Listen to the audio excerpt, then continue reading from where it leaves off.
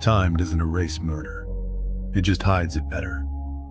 They said the case was closed. They said no one was watching.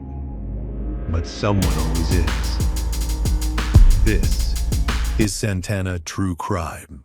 Welcome to Santana True Crime. Tonight we have Johnny Trevasini on. He is here to discuss his new book, The Serial Killer's Travel Guide Across America. Johnny, welcome to the show. Hey, thanks for having me tonight. Appreciate it. So, Johnny, I think this is a very unique point of view for true crime. A lot of true crime books that you read, they're kind of depressing, and you've got you had some humor in there. But I wanted to start with your background. So you grew up around Pennsylvania, and I saw that you went to Penn State, right? That's right. Yep.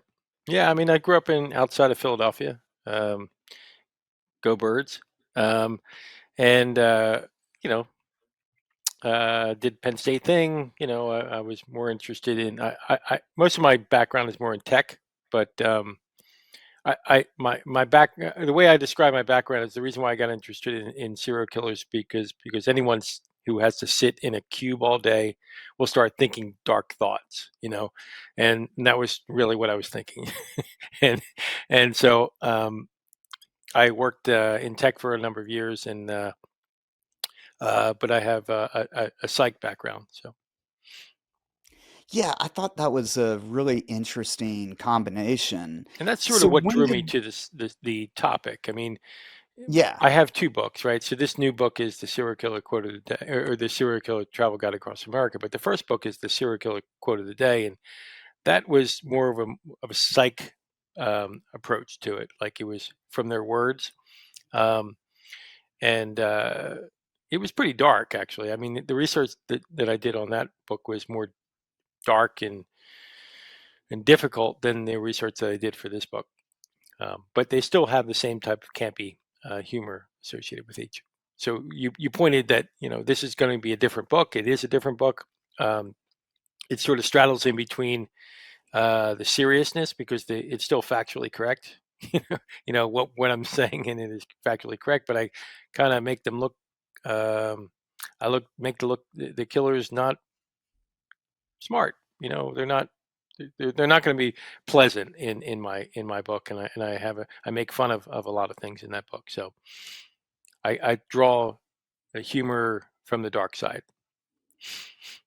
yeah, and that's one of the things that I appreciated about it is that I feel like there's so much attention drawn to serial killers that they've almost become, kind of like Hollywood stars where I remember one of the serial killers you were describing, the chameleon killer, I believe Yep. is his name. And that I know I'm going to misquote this, but you said that, he had several aliases, but I guess asshole was already taken.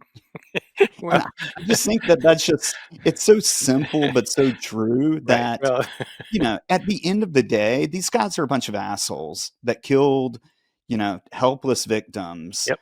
And I thought that you did a very good job of pointing that out, um, but also staying factual. Yeah. I mean, I didn't necessarily try to point. I certainly don't point any of the victims in a comical light or make light of that. Right. Um, it was you were talking about Terry Rasmussen, right? And Terry Rasmussen is the chameleon killer, and they're all they have their own unique goofiness to it. Like they're not serial killers are not going to think like I should say us, right? They have a different approach to how they approach problem solving, and um, I kind of just take a different approach to this dark subject. I mean, I'm not trying to defeat any of the true crime literature that's out there. It's really really compelling. Um, I just took a different approach to it, um, and and I also take a different approach to because this book is meant to be campy in not just the serial killer perspective, but also the locations. So when I was researching the locations, I would try to find unique things about that particular location that was kind of fun, and I can have some fun with it. Now, are you actually going on location to these I have, places? not, I mean, not to Okay. all of them, but I have. I mean, I was recently out to what I've used it as is I would do research, and then I would, as I would travel, I would go, oh, okay, since I'm traveling, I might as well check out the spot. And what's unique about these places is, and in dark tourism in general, um, they don't have a plaque. You're not going to go to these places and there's going to be a plaque saying, "Hey, Ted Bundy was here." It just doesn't exist, Right. So don't expect it to be a normal tourism experience. Uh, and and that was kind of the whole idea behind the book was you can go to these places, but in most cases you're not going to find very much.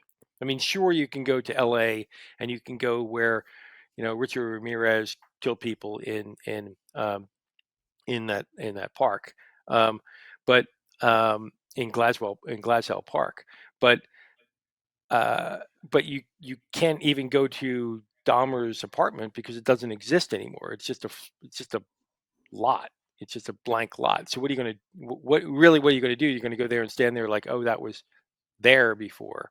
So, and there's no plaques, there's no history to these things. And but I give a location and you can certainly follow this location. You can go from top to bottom. I have it set so you can go from Maine to Florida and then go through the plains. But in many cases, many of the serial killers that I highlight, and I made a point to highlight not just known ones. I mentioned Gacy and I mentioned Ramirez, but there's going to be so many serial killers that you've never even heard of. Um, and I Yeah. wanted to make sure that I could do that, or to bring light to some new information that you probably never heard of. And you also mentioned cases that are still unsolved. And I Which is thought true. that was very interesting too. Yeah. You actually threw out one from North Carolina, hmm and as well as from Memphis, I believe. Yep. Was Eh, in, There's a Go ahead. number of ones that are not solved, and they're just. And one that I find, I know you mentioned North Carolina, but there was one in Honolulu, and I found Right. that really unique because I didn't think that Honolulu would be a place where you would want to kill people. Like, what's the motive? It just Right. didn't make sense to me. And and and and um, so that was what, and it was completely it's unsolved. You know, so there's a number of places that are unsolved, and it might be disturbing that they've never been caught. But we're talking about 40 years and 50 years, and some places. I mean, some even go longer than that. Um, but it's true; these are unsolved cases. In fact, since I'm around the Philadelphia area, uh, the Atlantic City Strangler happened in Atlantic City, um, and the unique thing about that was they the people that were investigating the investigators were trying to tie they thought that the Atlantic City murders were tied to the Gilgo Beach murders that are in Long Island, and because they were unsolved, and so they're always trying to solve it. And so you have to appreciate that, like, law enforcement is out there and they're still trying to solve these things, and they're still trying to solve these cases. Yeah, and I thought that was interesting too when you brought up with the alphabet killer how hmm Joseph Naso was hmm one of the people of interest. I'm actually Right, reading a book about him too. So I found that really interesting. But yeah, I think for most people when they're going through this, the majority of the people on here are not household names. right, You've got the Richard Ramirez and whatnot, but um, like the Route 40 killer in Delaware. right. Yeah, Bear Doe. I Yeah. don't think that's probably one that In people have heard fact, of. I have someone who'd read my book was saying about that. they were more disturbed about the book because they said, this. I have a friend of mine who travels, he, and he drives a lot, and he has my book. He'd been reading it, and now he said he was really disturbed by it because he was reading. He was like, I've been to Bear, Delaware a lot. Now all I think is that there's been a serial killer there, and so, you know, it draws on an area that you never think that there was a serial killer there, um, I draw on one area that I've talked about before, and it still blows my mind a little bit, which is Alexandria, Virginia. So Alexandria, Virginia, has two serial killers from there. Now, that that fact just blows my mind. It's a very quaint little city. If you've Mhm. ever been there, cobblestones and such. But there's two serial killers from there, two, and one. Um, well, the one was Monty, and he was actually featured in Mind Killer, or Mind Hunter. But the other one was Charles Severance, and Charles Severance was a lunatic. Like he was the grudge killer, and he was uh, he ran for mayor of Alexandria, and he tried to run for Congress, and then when that didn't work out, he started killing people because he had a grudge. Um, but it just blew my mind, that little quaint little city. It's not a big city.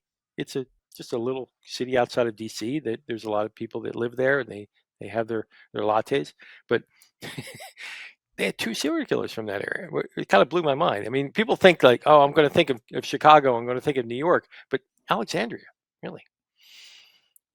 Yeah, and serial killing is not common by, Right, statistically. right. But and I think that is what's another kind of unique thing about this book is you're looking at it from a roadmap perspective. Anywhere you go in the country, you're kind of close to somewhere where, someone's killed at least 3 people, Yep. I in mean, that area. that's the the FBI says you have to kill 3 people in more than in a span of one to the last in a month, right? So, um, yeah, that's true. And what made this some of the difficult aspects of this book was choosing locations for serial killers, because some serial killers do stay in a location. Like I mentioned about Charles Severance, he stayed in Alexandria, but there's other ones, Green River and Ted Bundy. Like I chose Ted Bundy to be in Pacific Northwest in Washington because that makes sense. But he killed a lot of people in Florida. I could have easily put him in Florida. Like Right. they kill all over the country, and I didn't want to be. I just wanted to try to have some unique story with that location for that killer. That was the reason why I chose it. Yeah, and you did the same thing with Israel Keys where you Exactly. He was all over right. the place, right? He had And I the think a murder kits. lot of people associate him with being in Alaska because of the documentaries that are out. Right. No, we But had him in. yeah, Yeah. that does make sense where his first known kill was Well, in what made Vermont. it interesting is that he didn't want to kill in his home state. He didn't want to kill from there, and he did, and ended up doing, and that's what got him caught. And I Right. thought that was an interesting, story to it. Yeah, and you've got going back to the uniqueness of the people in here. You've got a youth minister that murdered 5 women in Michigan, the East Lansing killer, Mm, Don Miller. yeah. Yeah. I mean, um, those are the kind of prototypical, prototypical killers, right? When you look at at those are the ones that you're going to be frightened of. That's why I think most people are intrigued by serial killers, because they live in your community. Um, um, and he was by all you know outward appearances, he was a nice guy. Like he was he did all the right things, but he had a super, I think I have fun facts in there. I think his fun fact was that he played trombone in high school. Um, um, but that was also a thing that humanizes. Like he played trombone, like just like anybody else played trombone in high school. But right, Yeah, and that's another good point that I feel like the ones that kill for a long time, like BTK, hmm they find ways to blend into the community like that. Like BTK was involved in his church and was a dog catcher and hmm kind of seen as a nice person in the community. So you right. may have those oddities where you're masking yourself as being normal. Right. I mean, BTK was another classic serial killer where he blended into society. Like you could be standing behind him in a grocery store and you wouldn't know. He did all the right things, and he went if it hadn't been for his ego and wanting to um, basically he wanted to get caught. He would have never been caught. Um, Pretty much, I guess. With DNA, I guess might have caught up to him, but. Um, he installed he had normal jobs. He had a family. He installed he worked for ADP for a number of years and installed security panels. You know, yes, he was active in his church, and uh, it's just it it brings it home to your community that these are not people that you think that you can identify. And I think that's kind of the problem, right? So if you can identify a killer, oh, I can identify, this crazy person, and he looks like a killer. Um, but for the most part, these are relatively normal. They relatively normal looking people, and that's what I think is very intriguing about them. BTK was a classic example. He was a suburban dad. That guy was a suburban dad. He just had the weirdest hobby. Yeah, and I think the another alarming piece that this book brings is just how there's not a safe area that you can really be in. One of the guys that you mentioned was David Carpenter, the trailside killer from California, hmm who would stalk people on hiking trails, which I think a lot of people would assume, like, when you go hiking, you're maybe worried about seeing a bear or an animal, but you're not thinking, oh, I may get stalked by a serial killer. Right. That's true. I mean, and if you think about David, like he lived in an area, you should be, you shouldn't be hiking alone, but you know, sometimes you just want to get out and just explore the the nature itself, and he exploited that, you know. Um, but it was also at a time that that was back in the late '70s and early '80s, right? And he didn't people were not on that edge. They weren't really looking behind them when they would go out on a hike. Was there anyone that surprised you when you're researching for this book? Is like, the way they killed, or I'm sure nothing shocks you at this point, but some shocking fact, like you put in there the eyeball killer from Texas, Yeah, Charles Albright. yeah. I mean, it's tough to choose. Like you mentioned, anyone who was shocking. It should be all shocking. All Right. of this should be shocking, and um, I don't have like when you're dealing with people that perform necrophilia, they're like all of that should be shocking. It's not normal. It's deviant behavior. And to say that, well, this person just went out and he strangled people, that's not quite as deviant as somebody who chopped off, a head and had sex with the head. It's all not not okay. um, and I'm not trying to take away from your question, but I could literally go from state to state and say that this is a deviant person, and see how deviant this person was and how deviant that person was, and you know, uh, it's a tough thing to figure out. I remember one question somebody asked me about who my favorite serial killer was, and I don't. No one should have a favorite serial killer. It's not like trading cards.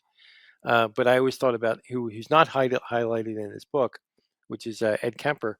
But Ed Kemper, to me, was a prototypical serial killer, but he was supremely disturbed, and everything he did was really disturbing, and should be appalling, and should have that you should be revolted from it. But he was also a person that had an arc. He hated his mother, wanted to kill his mother in a certain way, and that's just he practiced on other people. And once he finished practicing, he was ready to kill his mother, and he did it. Um, but he was really disturbed in that through that entire process. What do you think?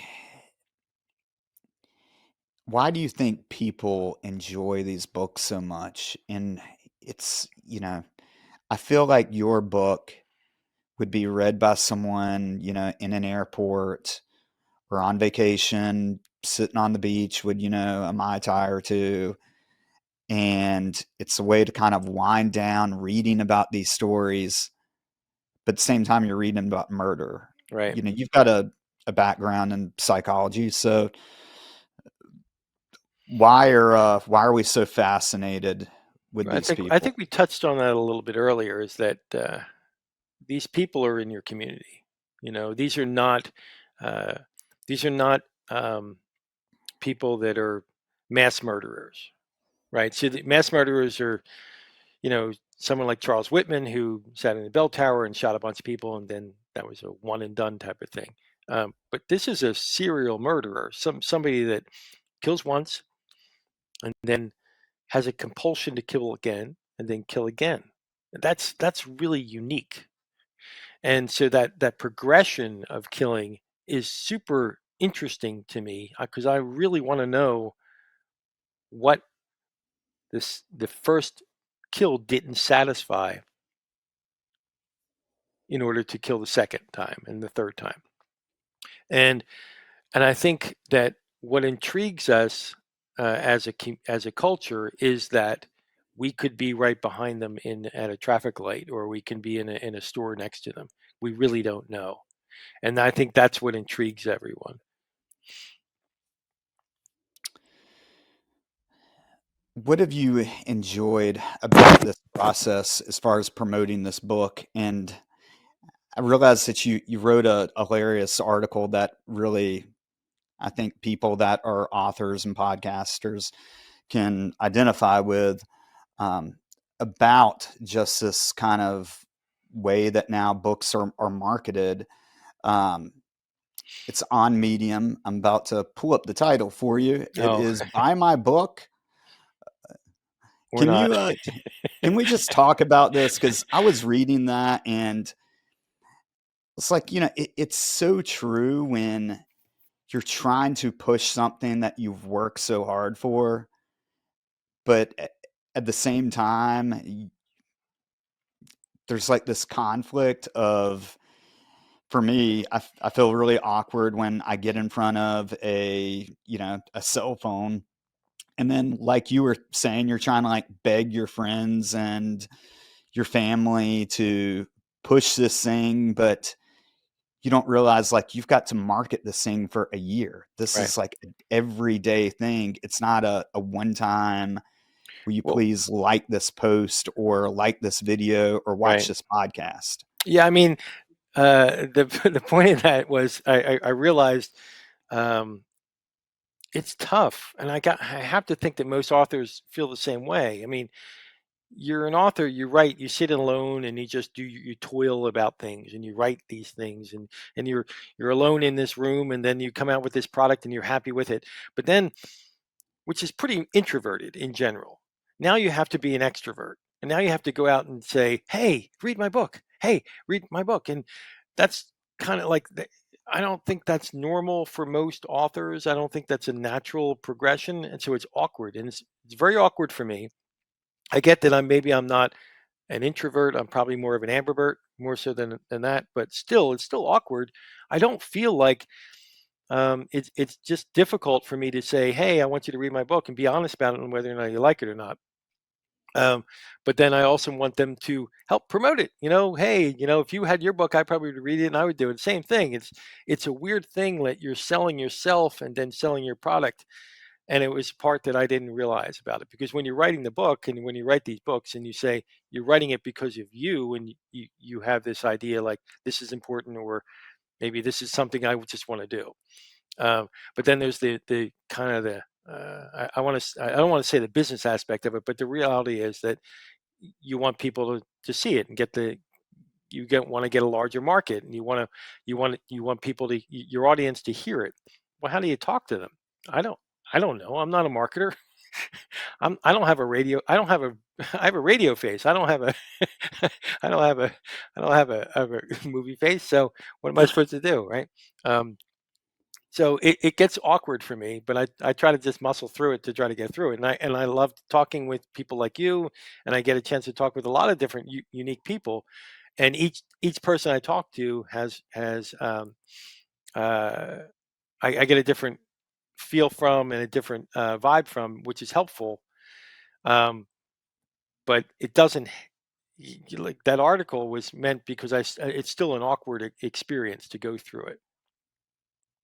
Yeah, and again, I really identified with that, not only because I also wrote a book with Wild Blue, A Murder on Campus, with my brother, and we went through that same process of, in today's age, it's not like before where a publishing company would send out, I'm sure they still did, but press packets, and they send out the art books and whatnot. But the more authors I've talked to, the more that I've realized that it is more or less dependent on how many podcasts you're doing and how much social media presence you have and how much you get pushed on social media as opposed to the traditional means.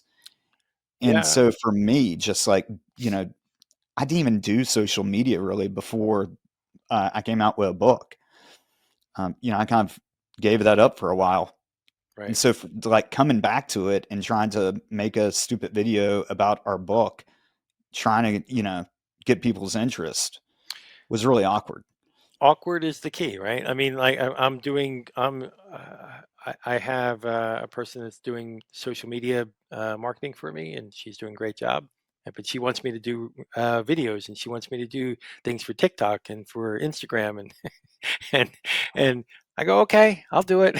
But hello, do you want to look at this? Like I don't.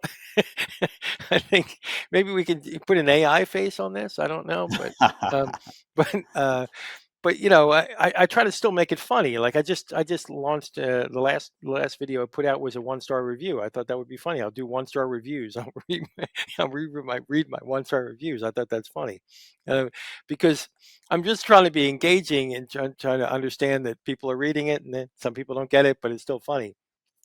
Um, Yeah, and the way that you write, whether it's your articles on Medium, which I'd encourage people to go read, I think they're hilarious. I thought the book, I didn't know what to expect when I first saw it. mhm. I didn't know if this was just going to be really cheesy, if it was going to be like, you know, how much work was put behind it. But then when I started to read it, I was laughing within the first couple pages. And because you're not just making light of, you know, some of the flaws of the serial killers, but also the places that you're going. Right. And I thought that was very well done by you. Thank you. And I've also had a couple people mention that as well. I mean, I was on a podcast and they said, you really nailed Iowa. Yeah. Yeah, I was reading New Hampshire to my wife, and, Right. and that was, especially when you've been to these places and you're like, "Oh, man, he knocked it, like, right out of the park," you know? Well, I was on one last week and they were like, have you really nailed Massachusetts? I said, well, to me, Massachusetts, it's just you just need to go to Boston a couple times, and then you get it. Like you immediately get it. Like it, like. Right. So I guess I got kind of distill things down to into a few paragraphs, but I thought I was equal in my I don't know, let's just say my satire across the country. I didn't wasn't really favorable. I wasn't really favoring even in my area. Like I'm in Philly. I certainly didn't paint Philly uh, too pleasant.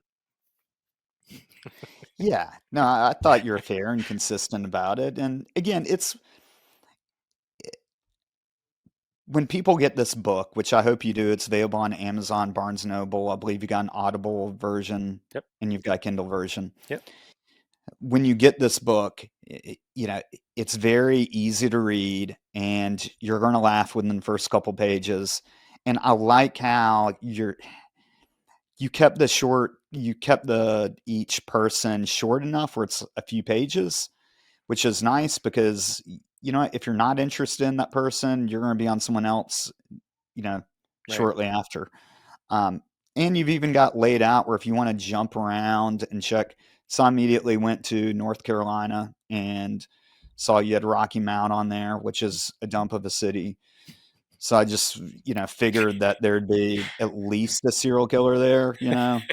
They've seen me like drive-by shootings. I guess they don't even count those No. in the murder stats, but Well, they might, but not serial killers. yeah, I guess you got hit like 3 in a row. It's like you're at the state fair or something Right. to get that prize. Um, Well, uh, Elephant Butte, New Mexico. Had you made it to that area? Like, there's nothing in New Mexico. There's hardly anything in New Mexico. And there was a serial killer in Elephant Butte, and he was a toy box killer, um, who he killed a bunch of people. But I just love that really weird place had a really gruesome serial killer. You know, and that's the type of thing that I could see Netflix making a show on, just this like random crappy part of the country or state that you name it, and a and guy's out there killing and just don't get a lot of attention for a while because law enforcement's small and whatever. yeah, you touched on it. I mean, law enforcement. I- You know, um, I've been asked about, do I think that um, we have the same same amount of serial killers today than we did back in the heyday, which would be the 60s and 70s and early 80s and such. And the FBI says there's a consistent number, right? They always say that there's always a bunch of serial killers out there. I seem to remember it was 25, but um, and I say, yeah, I think that there's serial killers out there now. I mean, like what got me into this book was the Gilgo Beach murders. So the Gilgo Beach is in Long Island. So I'm on the East Coast, so that's close to me. And I was just curious to where Gilgo Beach was because I hadn't heard of it, and so I looked it up. And then that's what started the hey, that might be an interesting book, going from place to place. But you know, Gilgo Beach, another little Long Island beach somewhere, and there was bodies just lining up there, um, and but you're not going to you're wondering in this modern world where everything has ring cameras and you have cameras all over the place and you have DNA. No, this was a person that was still doing this modern day. Be- Right. and that's because he's going after. And that's most of if you're going to be looking historically about serial killers and who they go after, they're going to go after accessible population. Accessible population will be drug addicts and sex workers and such, and they're not going to be on camera. They're just not going to be on Right. camera, and they're also not going to be, if they go missing, it's not going to be the biggest thing in the world. So it's easier for those unfortunate for those sex workers and the drug addicts to go missing in this world. But that's how the serial killers work. Yeah, and you're absolutely right. And I don't think that that part of the equation changes as far as sex workers are the prime target. And I think the other issue that I've seen is that we really don't know a lot of times their real number. Right. Like Gilgo Beach is a perfect example Yeah. where, yes, we know that he deposited bodies along Gilgo Beach and that was kind of his dumping ground. But we also know at some point he drove to Myrtle Beach, South Carolina, Hmm. because that's where his truck was found. That's right. It's like, okay, while he was down there, did he murder anyone around, Myrtle Beach? That's right. There's plenty of prostitution to choose from. So I'm, and we see that with Ted Bundy too. I always had the Absolutely. question is, when he escaped and he went from Colorado to Florida, Hmm. it's like along that route, that's a long way. Hmm. Did he really not kill anyone that entire time? Or can we, That's right. I mean, so yeah. I mean, you mentioned Bundy. I mean, there's that he worked for the at one of his jobs was that he worked as like a communications person for the governor, re-election of the governor of Washington, right. and he was on the tour bus, and so there were people trying to plot the tour bus to see if there were murders along the way, and just that concept that he killed people along the way while he was on a tour bus with the governor is just mind blowing. But that's what you point out. Like, you know, they don't stay in one area. Like long haul drivers, that they're truck stops are going to be going from one truck stop to another truck stop, and so it's very difficult for law enforcement to connect the dots. You know, Yeah. And like we are saying earlier, as far as being able to blend into society, a friend and mentor of mine, Mark Pensky, who's been on the show, was actually one of the last people to interview Ted Bundy. And he said that he just seemed like a normal, nice guy hmm and charming. And that's what he was described by a lot of people. So just that ability to blend into society, you know, and I that's the think thing that's is why that they're able to kill so long. they're going to go to. I mean, Ted Bundy wasn't really set up for success. Let's put it that way, right? I mean, but he was charismatic and he was, uh, he was attractive. Like he could attract women, to him. Um, and he was also articulate. Uh, but he wasn't really set up for success. I mean, who would be if they found out that their sister was actually their mother? I mean, that's just really traumatic. And then he doesn't really trust very many. You're not going to really trust too many people that way.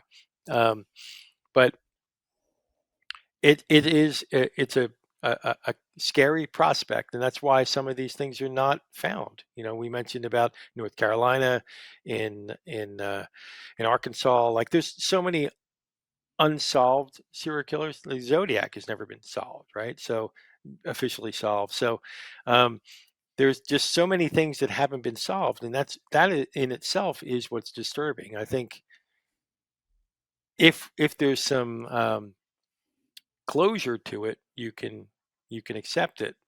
But when there's not closure, you're always going to be thinking about it. It's going to be more intriguing.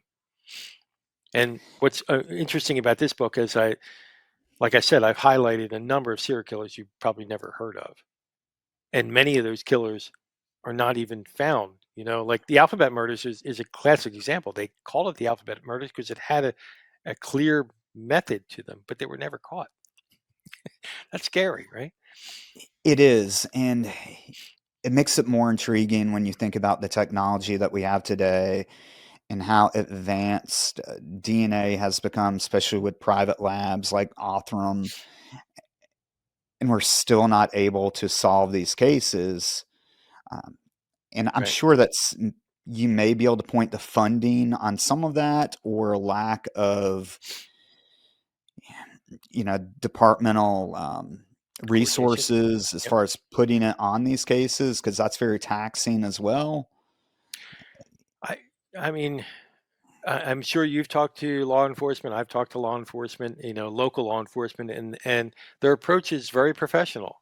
But they don't go in looking at it like that this murder is part of a serial killer. They're going to first look at it as a local murder. Like that isn't their first thought. And they're going to approach, well, who do I look at? Well, statistically, it's going to be somebody they know. So that's the reason why Right. they're going to go for it, right? So they're going to go through the high probability statistics, and when that doesn't, that takes time. That just takes a lot of time, and during that time in that investigation, while they're investigating all of the their known suspects and within that orbit, that's all time that they're losing. And then saying, well, we don't know, we have, it's unsolved. Now what does that mean? Does that mean, is it a solo murder or is it connected? Well, you really don't know, and it takes time. It's really difficult for law enforcement to truly solve these things, especially when they come up. Right, right. And you're absolutely right. If you're finding one body at a time, that becomes even more of a I mean, like struggle right where now you go to, around Houston, right? So they're going through this, or out in Austin right now, they're going through this right now. They're finding bodies. And for the longest time, the news media and the social media has been saying it's been a serial killer, um, but the local authorities are still trying to figure that out. They still haven't said it's connected, and I respect that. Now they're taking a criminology perspective to it. They're looking at it like this is our methodology. We're going to go through it, and we're not just going to be caught up in the hysteria of serial killers, but they're finding a lot of bodies down there, and it's got to be really concerning to them. yeah. And, like we are saying before, I mean, these things are so rare, but at the same time, no matter what the dynamics change in law enforcement or our capabilities, they seem to kind of keep on going. Do you think part of that is too just that some people are just born so evil that, that's, like Nature people versus are never nurture. going to stop being serial killers. There's always going to be that guy that's just born with a defect that just, is beyond crazy. And for whatever reason, he gets off on killing people. Yeah, I have an opinion, and my opinion's going to be just as worth as much as anybody else's. I don't think it's nature. I think it's nurture.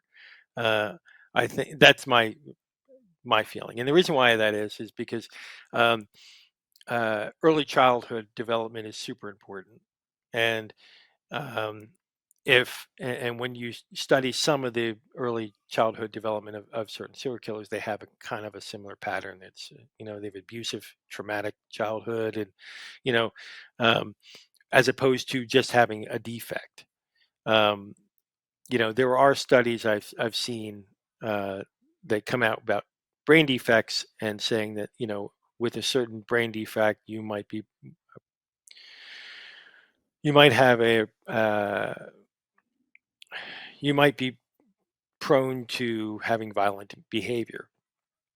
Um, but I don't think there's too much that's conclusive there. I think I don't know. I'm more of a nurture. I'm on the nurture side of it, and I know about the McDonald triad, and I don't subscribe to the triad. I don't think uh, that makes sense. I mean, a lot of it's confirmation bias. You can attribute certain serial killers and say, look, they bedwet and they set fires and stuff like that. That's fine, but you're not going to find it across the board. I mean, even someone like Jeffrey Dahmer. Jeffrey Dahmer really didn't have a bad childhood. He had a super religious. His parents were very very religious, but they were not traumatic.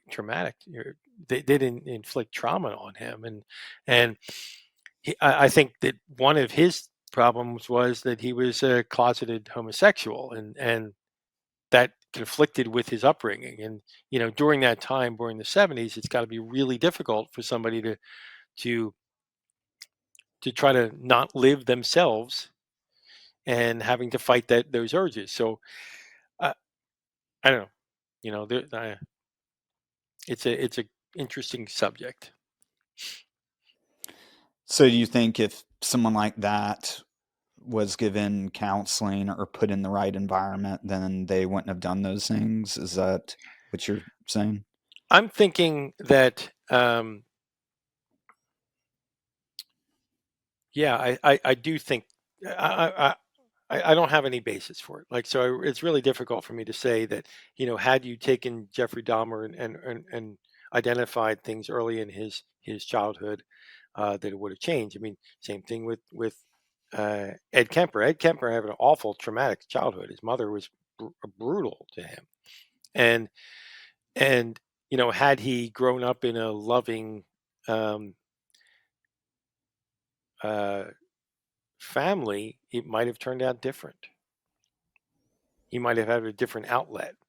But most serial killers have fantasies, and they live in fantasy worlds, and they live out those fantasies and those compulsions. And Ed Kemper lived that compulsion to kill his mother, and many of them, like BTK, like he would relive his murders because he would keep all the trophies and such. But honestly, BTK did not have a traumatic childhood. He had a normal childhood. So I don't know if there's anything definitive. That's what also makes it intriguing. It makes it intriguing to me, who tries to study these things. Yeah, there's certainly a ton of dynamics, and knowing how much weight to put behind those, I'm sure, is problematic Right. as anything. So, what's next for you? Is there another book going to be out? Are you looking at taking a deep dive at maybe some of these cases? There's a couple ideas. I mean, right now I've been doing a lot of work in this area, in the media side of it. I do have a couple ideas for new books. Um, uh, but hopefully something will strike my fancy that'll kick up. All right. Well, how can we support you and how can we find you? So I'm on, I have a website and that has all my socials on it. So johnnytrevasini.com, which is a long URL, but It's unique. No one can get that it wrong, right? rhymes. It rhymes. Yeah. So uh, I'm also on Instagram as Johnny T, serial killer, um, Johnny T travel guy, I guess. Yeah, that's what it is. I can't remember. I should have all those. But all of those things are in my website, and I'm also on Facebook as well. But Okay. we're available on Amazon, on all the platforms for Audible and Apple Books and Barnes and Noble and such, BookBub, all those. We're also in local stores as well. All right. Well, great. Well, I wish you the best of luck. Johnny Trevasini, the book is going to be The Serial Killer Travel Guide Across America. That is available again on Amazon, Barnes & Noble, Kindle, and Audible. Go and pick that up. You can also, like you said, go to his website, and he's got some articles on Medium as well you need to check out. But if you want to support me, you can like and subscribe to Santana True Crime. You can also find me on Instagram at Santana True Crime. And you can also buy my book, Murder on Campus, The Professor, the Cop, and North Carolina's Most Notorious Cold Case. That is also published by Wild Blue and is available on Amazon, Barnes & Noble, Kindle, and Audible. Johnny, thank you so much, Thanks for and good having me. luck with the book. Thank you so much for having me. All right, good night. Thanks.